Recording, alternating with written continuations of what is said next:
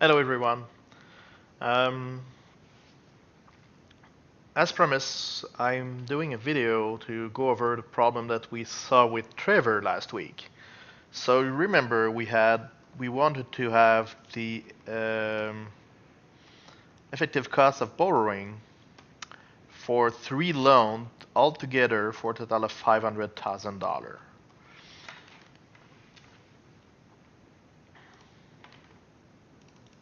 So I have remember we had 100 at 7% for 30 year, 200,000 7.5% for 20 year. We had 200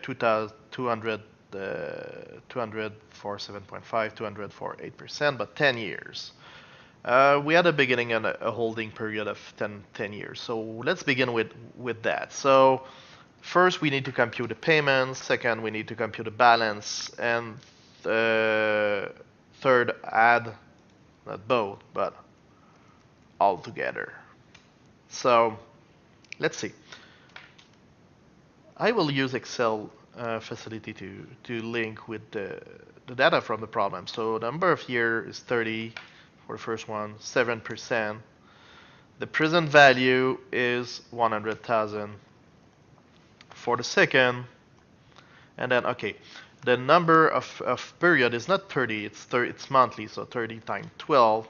The interest rate is 7% compounded per month, so divided by 12. And our future value is 0, obviously, at the end. So we will need to compute the payment. So we compute the payment using the PMT formula. Number of period is 360, present value, and future value will be 0. Let's put the 0 here. I can copy this formula here and here. But for the two other, I want to have NI. So the N is 20 for the second. The I is 7.5. Well, right now my formula gives no answer because I have no data in the cells. My present value is 20 to 200,000. My number of period is 20 times 12. 8 divided by 12. And I get my new result. Same thing for the last one. 10-year interest rate 8%. Oh, that's not 8%, that's 7.5. 200,000. Number of period 10 multiplied by 12. Interest rate divided by 12.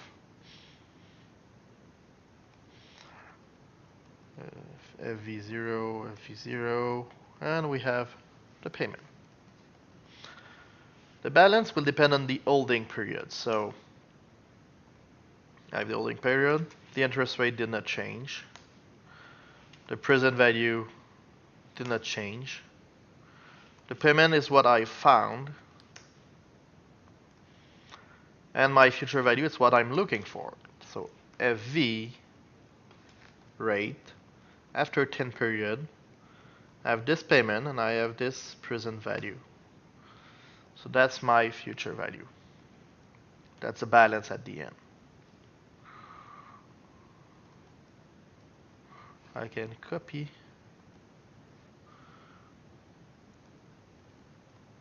this. Oh.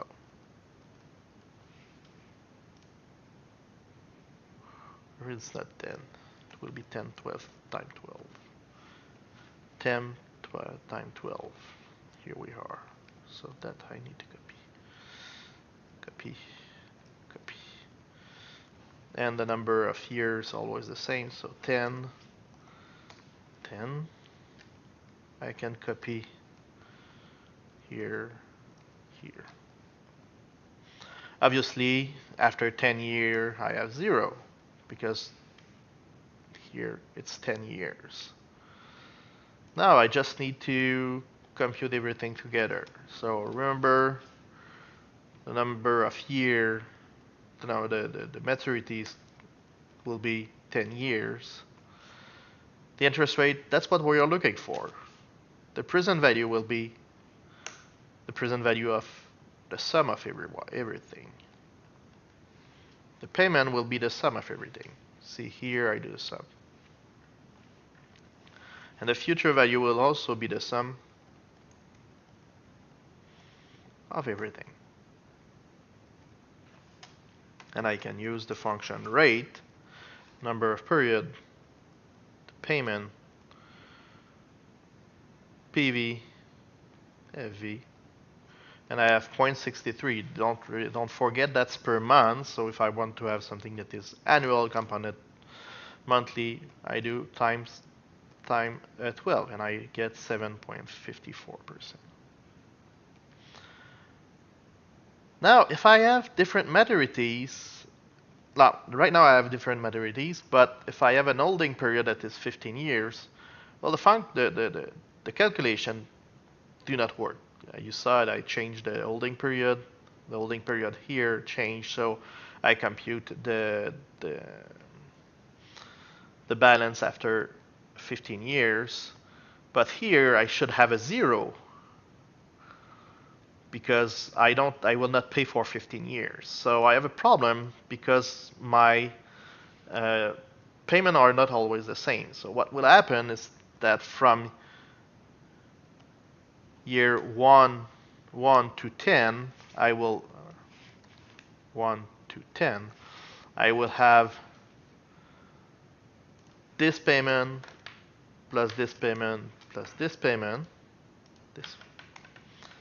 But year 11 to 15, I will have only this payment plus this payment. So how I can do that is to draw the whole cash flows. Let's go down there here.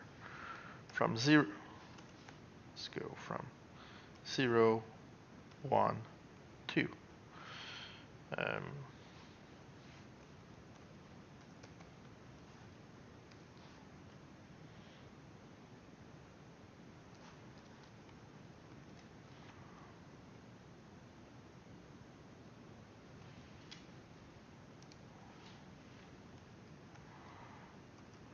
$79.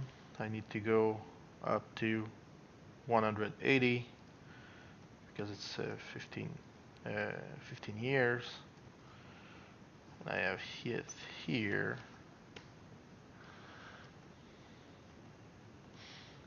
So from year 1 to 15, I will have to pay this. We will do the same payment all the time. The present value will be 100,000. But at year 15, I will have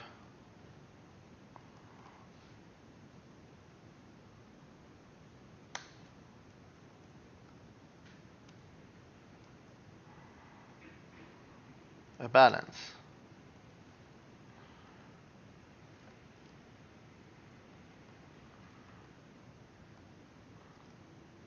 It will be the same for the second one. But the third one, I will have to do some modification. So yes, but only up to 120. After 120, I don't have anything to pay. And now I can do the sum of everything.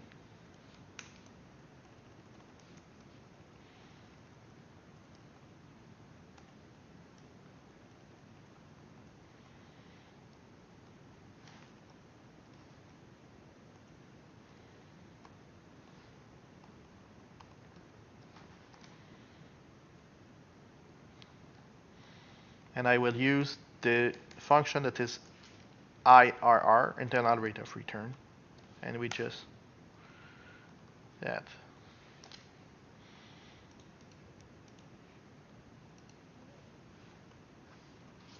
Multiplied by 12.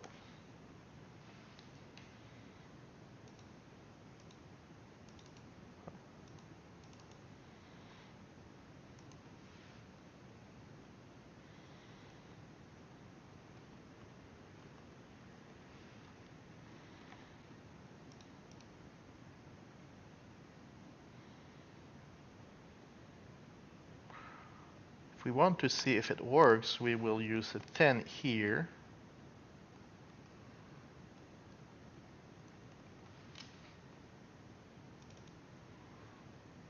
But then, after 10 years, I have nothing, but I have to add the balance. I have to do my last payment and my balance.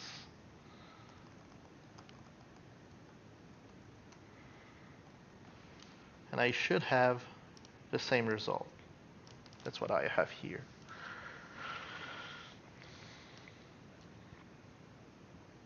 So that's it. So what I did here, I did put some beautiful colors to see what are the input that we have in. And this input should come from here.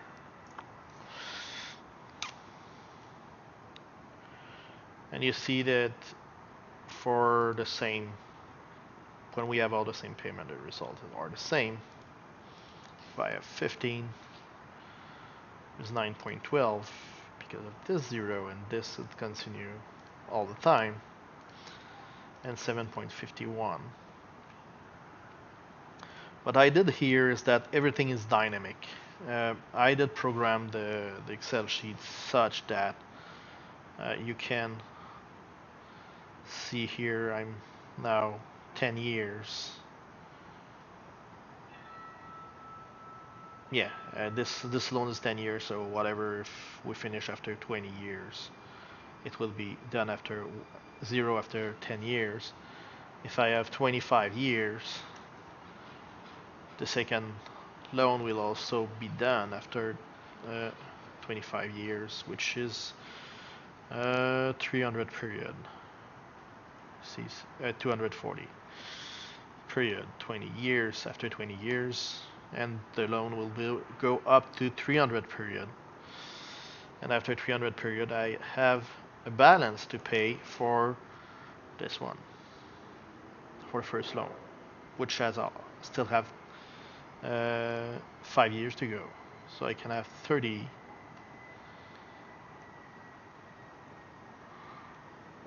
And my sheet goes up to 30, so you cannot use more than 30, but you can use everything under 30.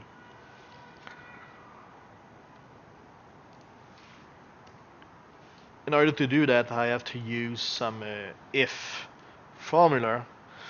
If you require it, I can do a little video on how to use to build this dynamic stream of cash flow. Just ask me when you're done watching this one. So see you around, and if I can do some other video that can help you, let me know.